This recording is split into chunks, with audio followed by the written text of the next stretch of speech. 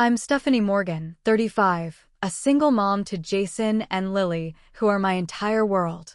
My mother Evelyn has always been my rock, especially after my divorce, so when her 60th birthday approached, we were all excited. Then the bomb dropped. My brother Brian called to inform me that my children weren't welcome at the celebration. The reason? They were too disruptive. I was devastated, but what I did next left my entire family speechless. If you're a parent who's ever had to stand up for your children, you'll understand exactly why I couldn't let this slide. Before I get into the full story, let me know where you're watching from and hit that like and subscribe button if you've ever had to be the difficult one in your family. Growing up as the middle child in our upper-middle-class home in suburban Boston wasn't always easy. My older brother Brian, now 40, was the golden child from day one. He excelled at everything: academics, sports, social skills, and went on to become a successful attorney, married to Heather, with two perfect children, Emma and Noah. My younger sister Kimberly, 32, followed a similar path of accomplishment, becoming a fashionable marketing executive married to Derek. She has no children but plenty of opinions on how others should raise theirs. Then there was me, the middle child who never quite fit the mold my father Howard had created for us. Dad was a perfectionist who valued achievement above all else. While I did well enough in school and went on to become a graphic designer, I never matched the accolades of my siblings. My saving grace was always my mother Evelyn, who seemed to understand me in ways no one else did. When the other kids brought home trophies, Mom would hang my artwork on the fridge with the same pride. She was my advocate, my confidant, my safe space. Stephanie sees the world differently, she would tell my father when he questioned my choices. That's not a flaw, it's a gift. This dynamic continued into adulthood.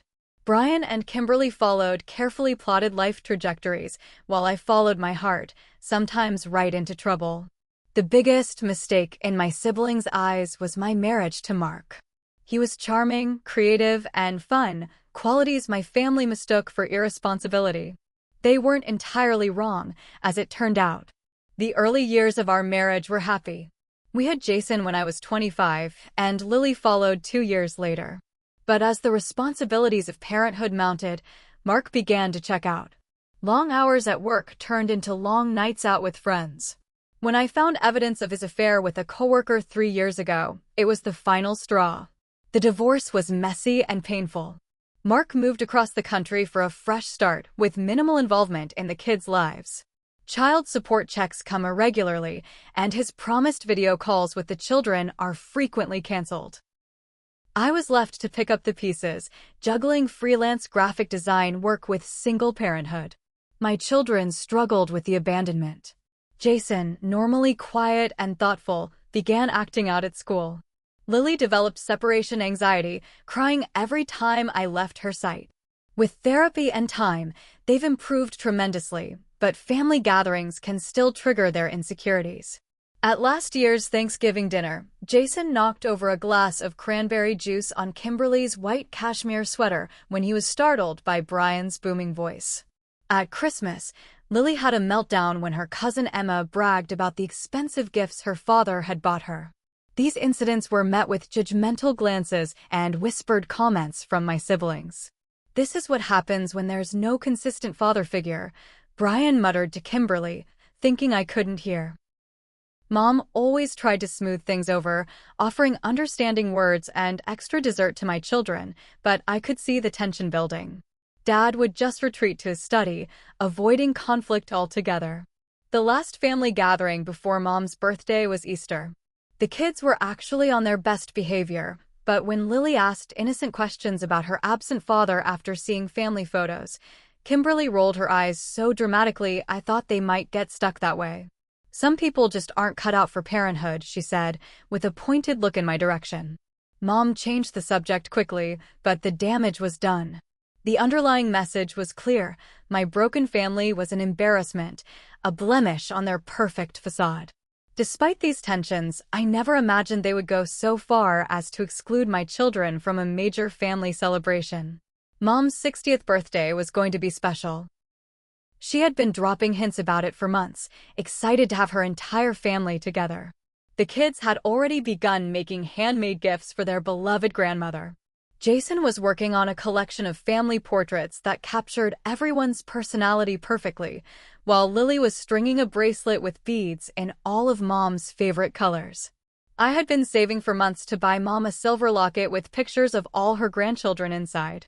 We were looking forward to the celebration as a bright spot in our sometimes challenging lives. The kids needed these family connections, these moments of belonging, especially with their father's absence leaving such a void. So when Brian called about the party plans, I expected details about the venue or gift coordination. I never expected what came next. The call came on a Tuesday evening. I had just finished helping the kids with homework and was cleaning up the dinner dishes when my phone rang. Seeing Brian's name on the screen, I hesitated. Calls from my brother rarely brought good news, but I answered anyway. "Hey, Brian, what's up?" "Stephanie, we need to talk about Mom's birthday celebration," he said, his lawyer voice in full effect, formal, slightly patronizing, and emotionally detached. "Sure. Have you finalized the restaurant? The kids are excited about." "That's actually why I'm calling," he interrupted. "Kimberly and I have been discussing the arrangements, and we think it would be best if this was an adults-only event." I nearly dropped the plate I was drying. "Adults only? But Mom would want all her grandchildren there. Emma and Noah will be staying with Heather's parents that weekend," he continued smoothly, as if that settled everything. "Well, I don't have that option, Brian. And the kids have been looking forward to this for weeks. They've made gifts and everything." His sigh was audible, impatient. "Look, we're trying to give Mom an elegant evening. A milestone birthday deserves some sophistication." "Are you saying my children aren't sophisticated enough for a dinner?" My voice rose slightly, causing Jason to look up from his book in the living room. "Let's be honest, Stephanie. Your kids have been challenging at recent family gatherings." "Challenging?" "Their children dealing with their father abandoning them, not inconveniences to be hidden away." There was a moment of tense silence before Brian dropped all pretense. The juice incident ruined Kimberly's $300 sweater. Lily's Christmas meltdown embarrassed everyone. Dad couldn't even enjoy his meal at Easter with all those inappropriate questions about Mark. Those weren't. And let's not forget how Jason knocked over that antique vase at Mom's house last month. That accusation stopped me cold. Jason wasn't even at Mom's house last month. We had the flu, remember? Brian faltered momentarily before plowing ahead. "Well, whenever it was. The point is, we want one family gathering that isn't centered around your children's issues." My hand gripped the phone so tightly my knuckles turned white. "Their issues, as you call them, are normal reactions to trauma. And they've made huge progress. You would know that if you ever bothered to really see them. We all have our crosses to bear, Stephanie. Your divorce was your choice, and frankly, we all warned you about Mark. But Mom's birthday shouldn't be another casualty of your bad decisions." The cruelty of his words hit me like a physical blow. Is that what everyone thinks? That my children are just problems to be managed? I'm just saying what everyone's thinking. Mom's too nice to say it, and Dad avoids conflict, but Kimberly and I agree. One nice evening without walking on eggshells around your kids isn't too much to ask. Tears burned in my eyes, but I refused to let him hear me cry. "And Mom? Does she agree with this exclusion?" "She understands it's for the best. She'll have plenty of other times to see the kids." After the call ended, I stood in my kitchen, shaking with anger and hurt. My phone buzzed with a text from Kimberly. "Brian told you about the party. Trust me, it's better this way. You could use a night off from mom duty anyway." That condescending emoji was the final straw. I threw my phone onto the couch and finally let the tears come. How could they do this? And how could my mother, my advocate, my safe space, allow it? "Mom, are you okay?" Jason stood in the doorway, his young face creased with concern. Lily appeared behind him, clutching her stuffed rabbit. I quickly wiped my tears. "I'm fine, sweetie. Just a little tired." "Was that Uncle Brian? Is Grandma's party canceled?" Lily asked, her lower lip already trembling at the possibility. Looking at their innocent faces, I couldn't bring myself to tell them the truth, that their own family had deemed them unworthy of inclusion. Instead, I pulled them both into a hug. "No, the party's not canceled. We just need to figure some things out. Why don't you guys pick a movie for tonight? As they debated between animated features, I retreated to the bathroom, turned on the shower to mask the sound, and sobbed. The rejection wasn't just hurtful, it was a message to my children that they weren't good enough, that their perfectly normal struggles made them undesirable company. I thought of all the times my mother had defended me to my father and siblings. Where was that woman now? How could she agree to celebrate without two of her grandchildren present? As my tears subsided, something else began to rise in their place: determination. This wasn't just about a party anymore. This was about my children's place in our family, about the message we send when we exclude the most vulnerable members because they're inconvenient or imperfect. One thing was certain: I couldn't let this stand. But first, I needed to hear the truth from my mother herself. I barely slept that night. Every time I closed my eyes, I saw my children's faces when they would eventually learn they weren't welcome at their grandmother's celebration. By morning, I had made a decision. I called in sick to work, arranged for the kids to go to school with a neighbor, and drove the 30 minutes to my mother's house. It was a perfect spring day, the kind that usually lifted my spirits. Mom's garden was in full bloom, tulips and daffodils creating a riot of color along her walkway. She answered the door in her gardening clothes, surprise evident on her face. "Stephanie, what are you doing here on a Wednesday morning?" "We need to talk, Mom." My voice was steadier than I expected. Her smile faltered. "Of course. Come in. I'll make some coffee." I followed her into the familiar kitchen where I'd spent countless hours throughout my life. The room where she had consoled me after breakups, celebrated my achievements, and helped me navigate the turbulent waters of motherhood. The betrayal felt even sharper in this space of former safety. Mom busied herself with the coffee maker, her back to me. "The kids at school?" "Yes. They're fine. Though they're very excited about your birthday party." Her shoulders tensed visibly, and she turned to face me, coffee forgotten. "Stephanie, I spoke with Brian yesterday." Mom sank into a chair at the kitchen table. "I was going to call you today. To tell me my children aren't welcome at your celebration?" "It's not that they aren't welcome. It's just..." She trailed off, unable to meet my eyes. "It's just what, Mom? Please, help me understand how you could agree to this."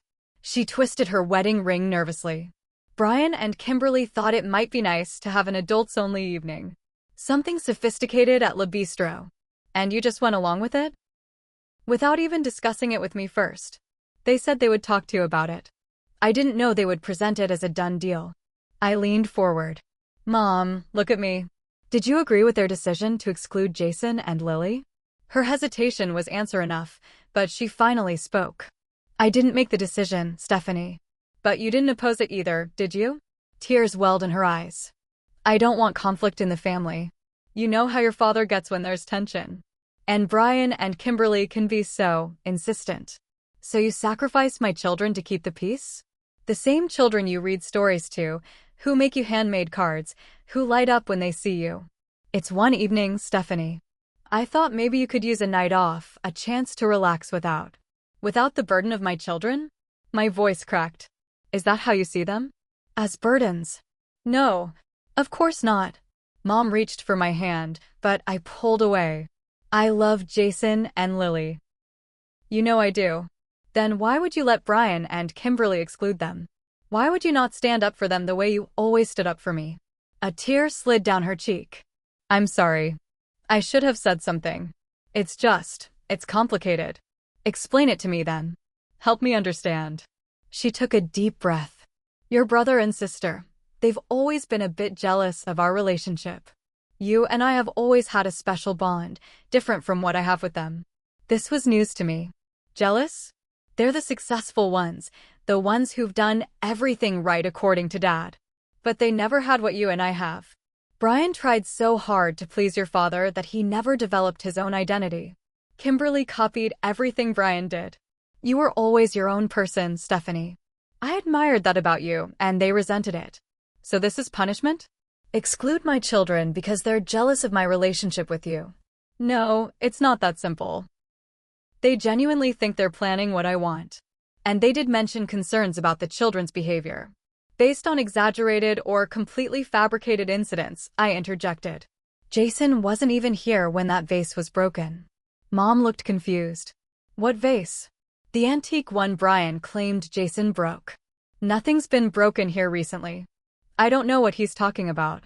I felt a surge of vindication followed quickly by deeper anger. So he lied to justify excluding them. Mom's face crumpled. I'm so sorry, Stephanie. I should have been stronger. I just wanted everyone to be happy. Everyone except my children and me. That's not fair. I do want you to be happy. Then stand up to Brian and Kimberly. Tell them all your grandchildren are welcome at your birthday. She wiped her tears, but her expression was one of defeat. I can't create a big conflict now. The reservations are made, invitations sent out. So you're choosing the path of least resistance. Even if it hurts your grandchildren. I'll make it up to them, I promise. We can have our own special celebration another day. The weight of her betrayal settled over me. This woman who had been my advocate had failed me when it mattered most. Worse, she had failed her grandchildren. They're making you cards, Mom. Jason has spent hours on your portrait. Lily has been stringing beads for weeks to get your bracelet just right. How am I supposed to tell them they can't give you these gifts in person because they're not good enough to attend your party? Stephanie, please. It's not like that. It's exactly like that. I stood up, no longer able to sit in this kitchen that now felt like a place of betrayal rather than comfort. You've made your choice. I never thought you'd choose Brian and Kimberly's comfort over my children's feelings, but I guess I was wrong about a lot of things. As I walked to the door, Mom called after me, tears streaming down her face. Please don't be angry. I love you. I love the children. I turned back one last time. Love without action is just sentiment, Mom. And sentiment isn't enough. The drive home was a blur. All I could think about was how I would explain to my excited children that they weren't invited to their beloved grandmother's birthday celebration. How could I possibly frame this rejection in a way that wouldn't damage their already fragile self-esteem? For the first time, I truly understood that I was alone in protecting my children's place in our family. Not even my mother, the one person I had always counted on, was willing to stand up for them. That evening, I sat Jason and Lily down in our living room. Their faces were expectant, innocent. My heart felt like lead in my chest. I need to talk to you both about Grandma's birthday party, I began, trying to keep my voice steady. I finished her present. Lily bounced on the couch. Wanna see? Me too, Jason added, more reserved but equally proud. I got all the details of her face just right. Their enthusiasm made what I had to say even more difficult. I know you've worked really hard on your gifts and Grandma will love them. But we won't be going to the party at the restaurant. Their faces fell in unison. Lily spoke first. Why not? Is Grandma sick? No, sweetie, Grandma's fine. The thing is, I searched for words that wouldn't hurt them. Uncle Brian and Aunt Kimberly have planned an adults-only party. Jason's brow furrowed. But what about Emma and Noah? They're kids too. They'll be staying with their other grandparents that night. Can't we stay with Grandma and Grandpa, Howard? Lily asked hopefully. No, honey. It's complicated. Jason, perceptive as always, looked straight into my eyes. They don't want us there, do they? The directness of his question broke my heart. At 10 years old, he had already experienced enough rejection to recognize it. I couldn't lie to him. Some people don't understand what amazing, wonderful children you are. But that's their loss, not yours. Lily's eyes filled with tears. Is it because I cried at Christmas? I promise I won't cry at the party. No, sweetie. You haven't done anything wrong. Either of you. Dad doesn't want us, and now Grandma doesn't either, Jason said quietly, retreating into himself the way he had after the divorce. That's not true. Grandma loves you both very much. Even as I said it, I questioned whether my mother's passive acceptance of their exclusion could really be called love. Lily crawled into my lap, her small body shaking with sobs. Jason sat rigidly, his expression closed off, but I could see the hurt in his eyes. I held them both, promising that we would have our own special celebration, but the damage was done. That night, long after I had tucked them in, I sat alone at my kitchen table. Lily had cried herself to sleep. Jason had been silent, turning to face the wall when I kissed him goodnight. I felt their pain as if it were my own, because it was.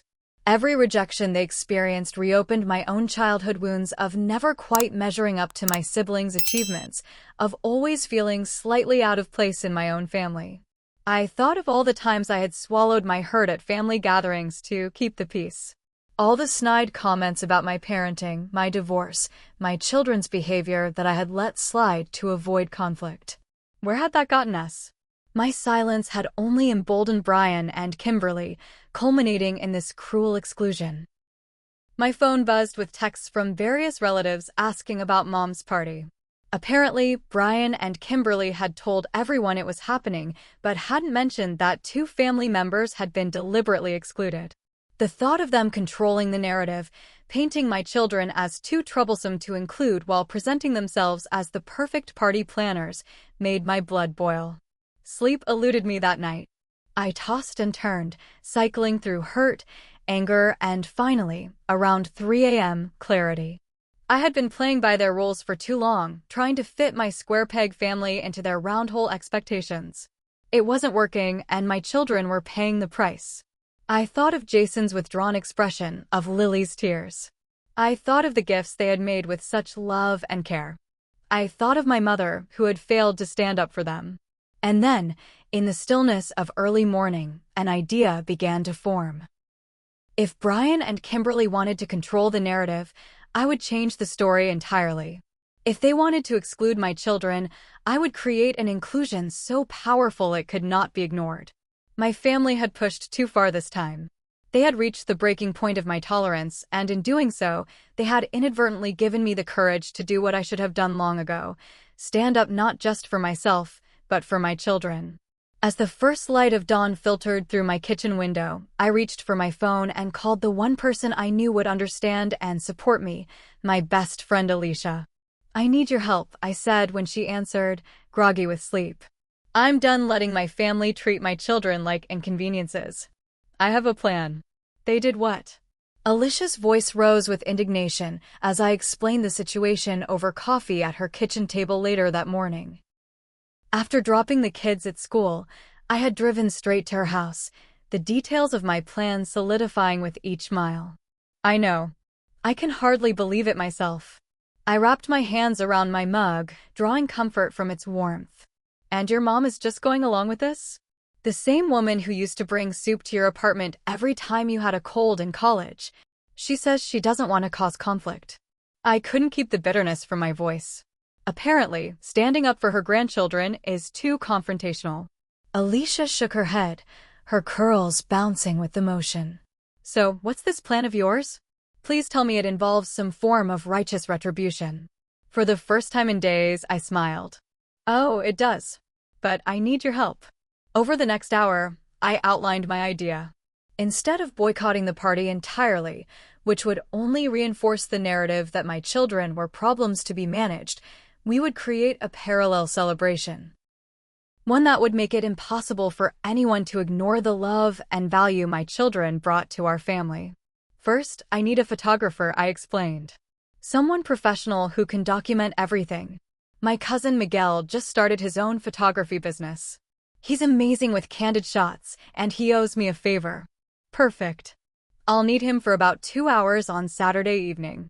We made a list of everything required: a special cake from my mother's favorite bakery, new outfits for the children, transportation arrangements, and most importantly, the completion of the gifts the children had been making. "I'll need to prepare them," I said, anxiety creeping into my excitement. "They need to be at their best, not because I'm ashamed of their normal behavior, but because I don't want to give Brian and Kimberly any ammunition." "Those kids adore their grandmother," Alicia reassured me. "They'll rise to the occasion, especially if they understand how important it is." That afternoon, I picked up Jason and Lily from school with a renewed sense of purpose. Instead of dwelling on the hurt of exclusion, I presented them with a mission. "How would you like to surprise Grandma at her birthday dinner?" I asked as we drove home. "But Uncle Brian said we can't go," Lily reminded me from the back seat. "Sometimes, when people aren't being fair, you have to stand up for what's right," I explained. "Grandma loves you both very much, and I think she would be sad to celebrate without you." "So we're going anyway?" Jason asked, a hint of anxiety in his voice. Won't Uncle Brian be mad? He might be, I admitted. But this isn't about Uncle Brian. It's about showing Grandma how much we love her and showing everyone else that our family belongs together, all of us. Over the next few days, we prepared meticulously. Jason finished his portrait of Evelyn, capturing not just her features, but the warmth in her eyes when she smiled. Lily completed her bracelet, a colorful creation that somehow managed to be both childlike and elegant. I added a silver charm in the shape of a heart to complement her design. We practiced a simple but beautiful version of Happy Birthday that the children could sing without feeling overwhelmed. We talked about proper restaurant behavior, not because they didn't know it, but to boost their confidence in a potentially tense situation. I took them shopping for special outfits, nothing flashy, but clothes that made them feel good about themselves. For Jason, a navy blue button-down shirt and khaki pants that made him look older than his 10 years. For Lily, a pale yellow dress with tiny flowers that brought out the gold in her brown eyes. You look beautiful, Mom, Lily said when I tried on a simple emerald green dress that I hadn't worn since before the divorce. Yeah, Jason agreed with unusual enthusiasm. Like a superhero in disguise. I laughed at his description, but it felt surprisingly accurate. Beneath the elegant exterior, I was armoring myself for battle, not with weapons, but with love, dignity, and the unshakable conviction that my children deserved their place in our family. Alicia's cousin Miguel agreed to photograph the event. I love what you're doing, he told me when we met to discuss angles and timing. Standing up for your kids like this. It's powerful. The cake was ordered, a 2-tier confection in my mother's favorite flavors, decorated with fondant flowers that matched her garden. The bakery agreed to deliver it to the restaurant at precisely 7:30 p.m., halfway through the dinner. The night before the party, I sat with the children in our living room, their gifts wrapped and ready, their outfits laid out for the following day. Remember, I told them, no matter what happens tomorrow, I am so proud of you both. We're doing this because we love Grandma and because we know that love is more important than fancy parties or adult-only rules. What if they tell us to leave? Jason asked, voicing the fear I'd been trying to suppress. They won't, I assured him, with more confidence than I felt. But if anyone is unkind, we will hold our heads high and remember that we came with love in our hearts. That's what matters most. As I tucked them into bed that night, a strange calm settled over me.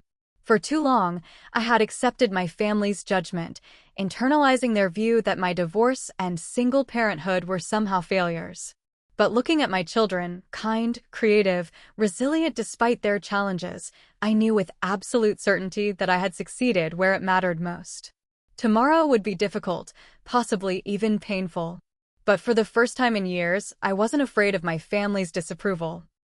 Whatever happened at that restaurant, we would face it together, with dignity and love. And if Brian and Kimberly didn't like it? Well, that was their problem, not ours. Saturday arrived with perfect spring weather, as if the universe itself approved of our mission. The morning passed in a flurry of activity, hairstyling, outfit adjustments, final rehearsals of the birthday song. By mid-afternoon, we were ready. Miguel arrived at 5:30 p.m. to take some preliminary photos at our home. The children with their wrapped gifts, the 3 of us together in our party clothes, candid shots capturing our nervous excitement. You all look amazing, he said, reviewing the images on his camera. These are going to be incredible. Le Bistro was the most upscale restaurant in town, a place where the maitre d' wore a tuxedo and fresh flowers adorned every table. My mother had mentioned once that she'd always wanted to dine there but never had the occasion. Leave it to Brian to choose a venue more impressive than comfortable for a family celebration. We arrived at 6:45 p.m., 15 minutes after the party's start time. Through the window, I could see my family already seated at a long table in the center of the restaurant. My father sat at one end, looking uncomfortable in his suit. My mother was at the other end, beautiful in a blue dress that matched her eyes, but her smile seemed forced. Brian and Kimberly flanked her, along with their spouses and various aunts, uncles, and cousins. Ready? I asked the children, giving each of them a final once-over. Jason nodded solemnly. Lily squeezed my hand, her small face a mixture of excitement and trepidation. Miguel positioned himself to capture our entrance. I'll be discreet but thorough, he promised. Just pretend I'm not here. With a deep breath, I led my children through the restaurant's ornate doors. The maitre d' approached immediately. May I help you? His tone suggested we might be in the wrong place. We're with the Morgan party, I said with more confidence than I felt. The birthday celebration for Evelyn Morgan. He glanced at his reservation book, frowning slightly. I was informed this was an adults-only event. There's been a change of plans, I said firmly. These are Mrs. Morgan's grandchildren. Before he could respond, I guided the children past him toward the family table. My mother was the first to spot us, her eyes widening in surprise, then unmistakable joy before quickly darting to Brian with apparent concern. The conversation at the table died as we approached. Brian half rose from his seat, his face darkening. Kimberly's mouth opened in a perfect O of shock. Stephanie, my father began awkwardly, we weren't expecting. Sorry we're a bit late, I said pleasantly, as if there had been no ban, no hurtful phone call, no tears. Traffic was heavier than anticipated. Jason and Lily stood tall beside me, their wrapped packages clutched in nervous hands. Miguel circled discreetly, his camera capturing every reaction. What are you doing? Brian hissed, abandoning all pretense of welcome. We discussed this. No, you dictated and I listened. But today is different. I turned to my mother, whose eyes were brimming with tears.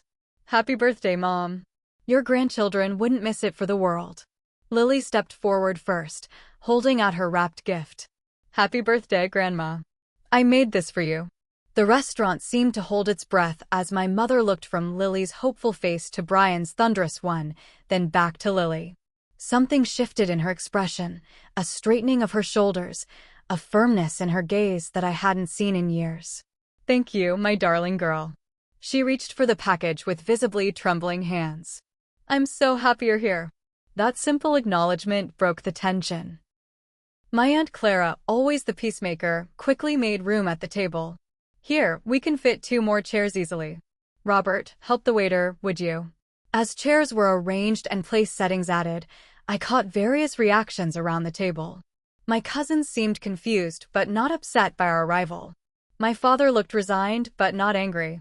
Only Brian and Kimberly maintained their hostility, exchanging furious glances across the table.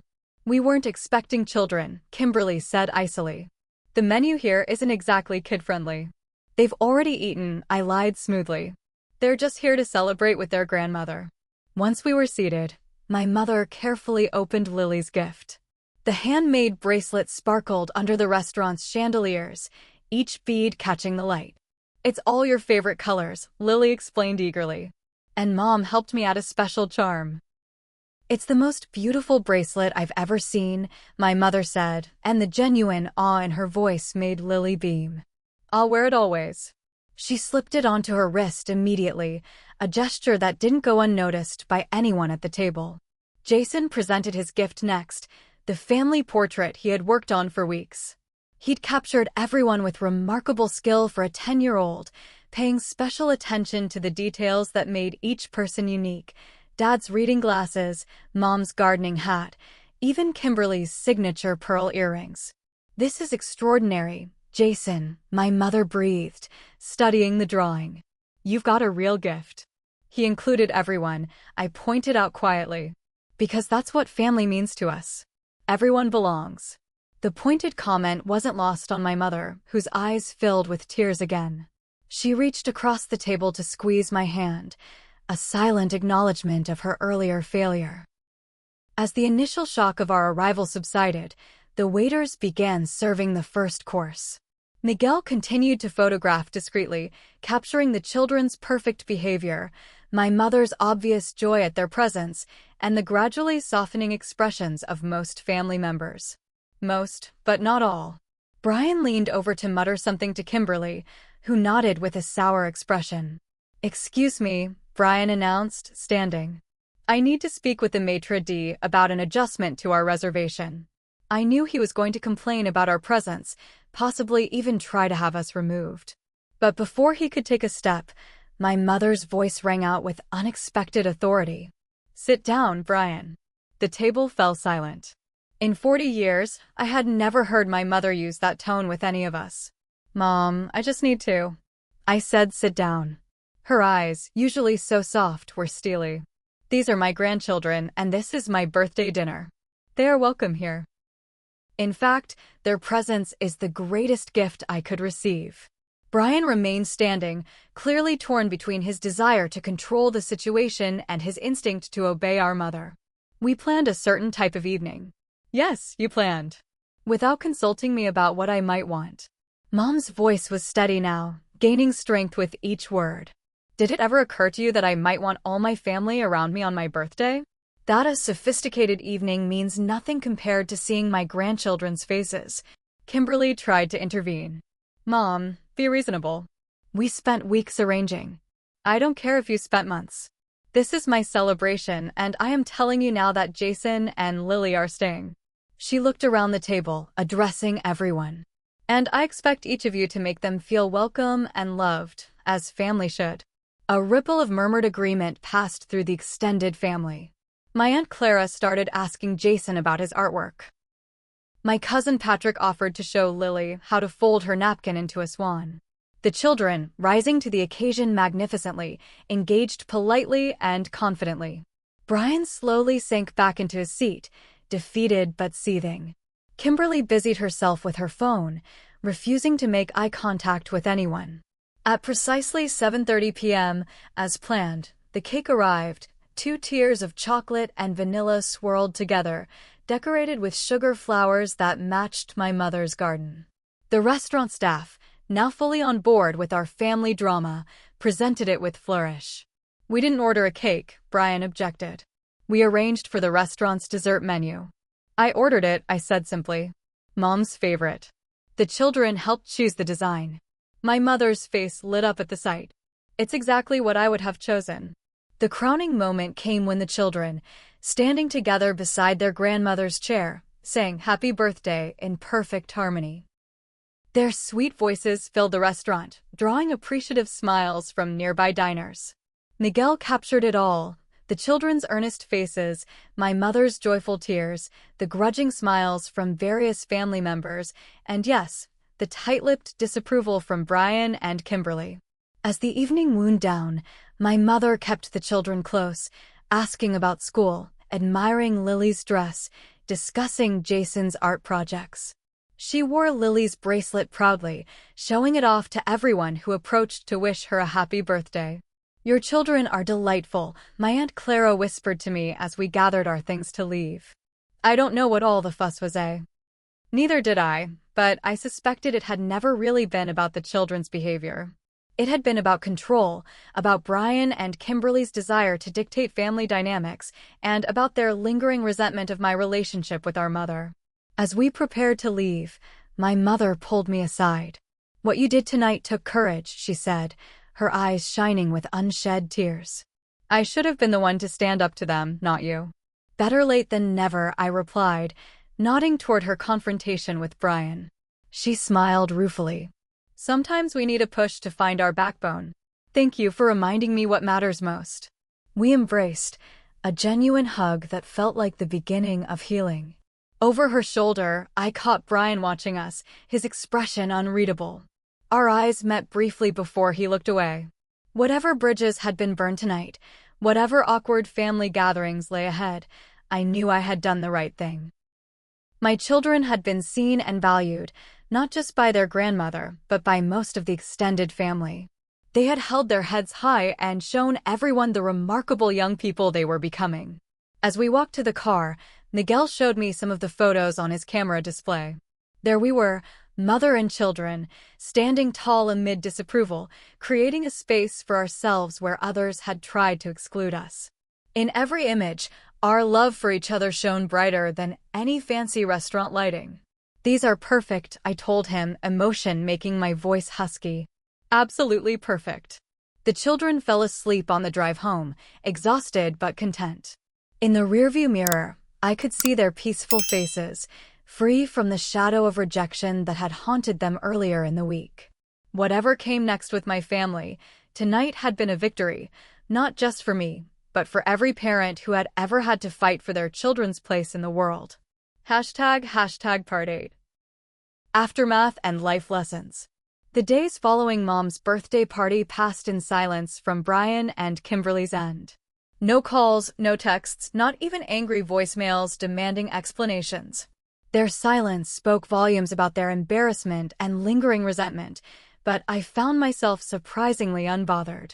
A weight had lifted from my shoulders, the weight of always trying to meet their impossible standards, of apologizing for my children's normal behavior, of shrinking ourselves to fit their narrow view of family.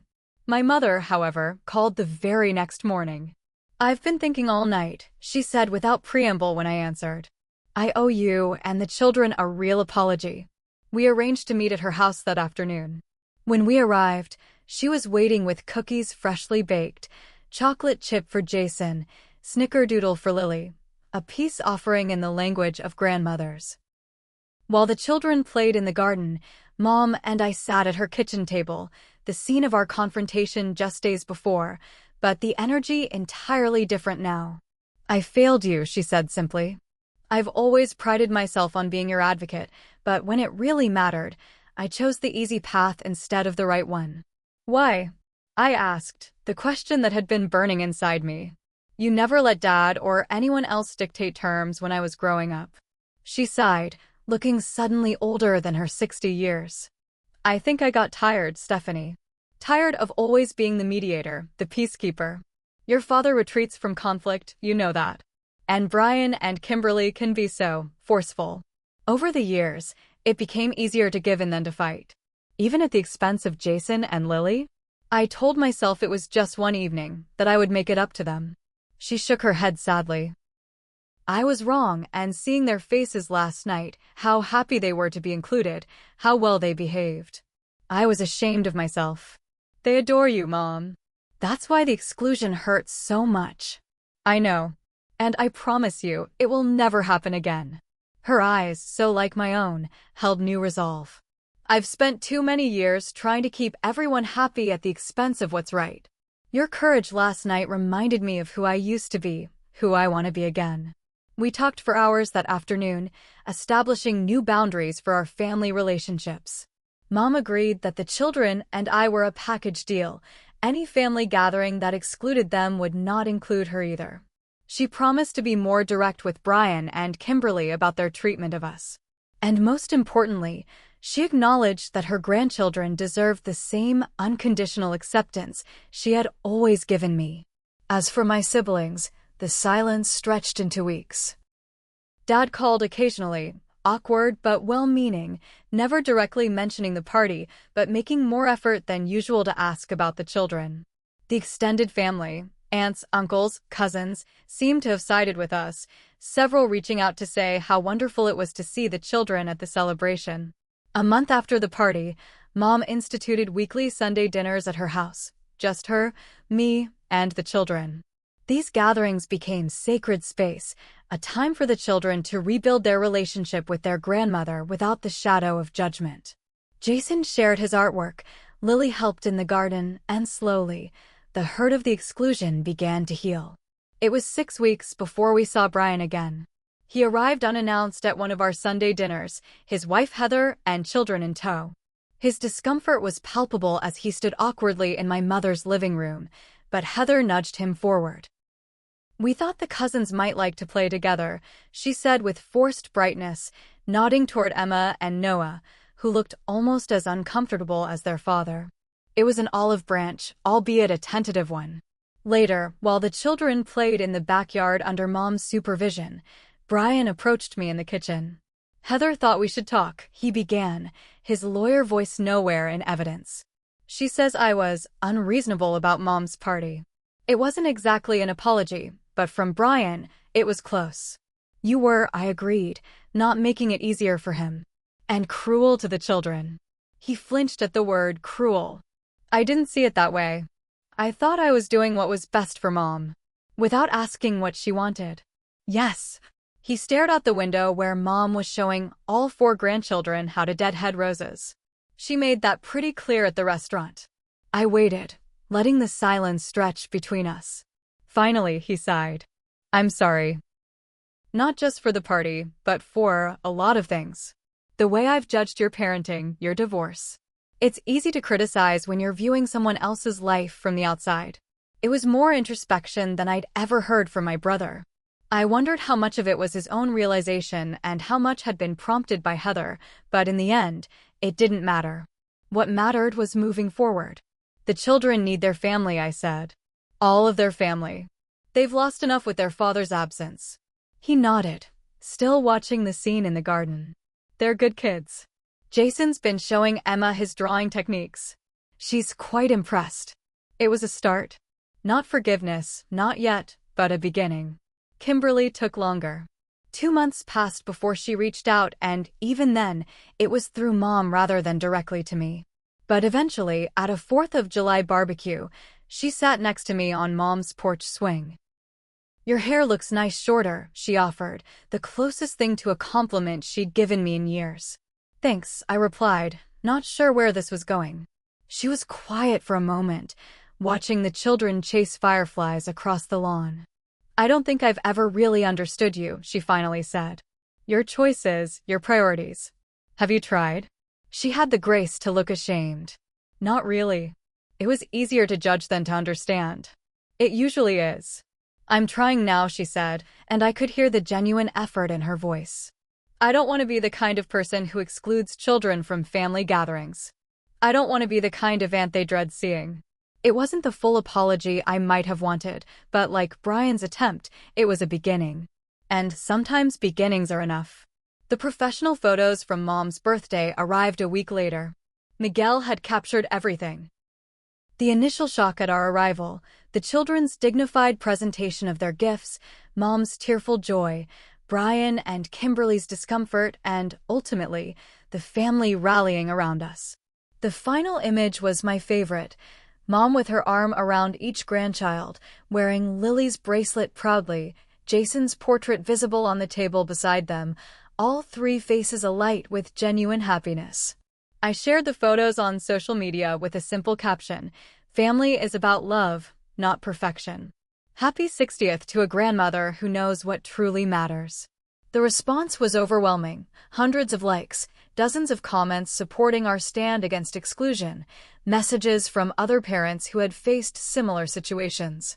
6 months after the birthday party showdown, our family dynamic had shifted significantly. The weekly dinners with Mom continued, occasionally expanded to include other family members. Brian's children now regularly asked to spend time with their cousins. Kimberly, still childless, but seemingly softening toward the idea of family, had begun asking thoughtful questions about the children's interests. Dad, in his quiet way, had begun taking Jason fishing on Saturday mornings, a grandfather-grandson ritual that seemed to fulfill something in both of them. And Mom, true to her word, had found her voice again, no longer allowing anyone to dictate terms that might hurt her grandchildren. As for me, I discovered a strength I hadn't known I possessed. Standing up to my family that night had required courage, but it had also taught me that advocating for my children wasn't just about protecting them from harm. It was about showing them how to claim their rightful place in the world with dignity and love. You're different now, Alicia observed over coffee, almost exactly 6 months after our confrontation at Le Bistro. More confident. I feel different, I admitted. Like I finally stopped apologizing for my life. Your family seems different too. They are. We are. It's not perfect. Brian still has his moments, and Kimberly can still be judgmental.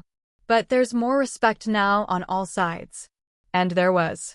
The change hadn't happened overnight, and it hadn't come without difficult conversations and occasional setbacks. But slowly, steadily, we were building a new kind of family dynamic, one based on acceptance rather than perfection, on love rather than judgment. The most profound change, though, was in my children. Jason no longer withdrew into himself at family gatherings. Lily no longer whispered anxious questions about whether she was being good enough. They moved through the world with greater confidence, secure in the knowledge that their mother would always stand up for them, that they deserved their place at any table. Last week, at Jason's school art show, my entire family attended, mom and dad, Brian and his family, even Kimberly and her husband. They stood proudly before Jason's displayed work, genuine in their praise, present in a way they had never been before. Watching them, I thought about how a single act of courage can ripple outward, changing relationships, healing old wounds, creating new possibilities. Family is complicated. It can be the source of our deepest pain and our greatest joy. The people who know exactly how to hurt us are often the same ones who have the power to heal us. Sometimes, standing up to those we love is the truest form of love we can offer, not just to ourselves and our children, but ultimately to them as well. If there's one thing I've learned from this journey, it's that we teach others how to treat us. When we refuse to accept exclusion, when we claim our rightful place with dignity and love, we create the opportunity for genuine connection to replace shallow peacekeeping. My children were banned from my mother's 60th birthday party. But in standing up for them, in refusing to accept their exclusion, I helped create a family more worthy of them and of all of us. Have you ever had to stand up to family for your children or yourself? I'd love to hear your stories in the comments. Remember, sometimes the most difficult paths lead to the most beautiful destinations. Thank you for listening to my story, and if it resonated with you, please like, subscribe, and share with someone who might need to hear that standing up for what's right is always worth it, even when it's hard. Especially when it's hard.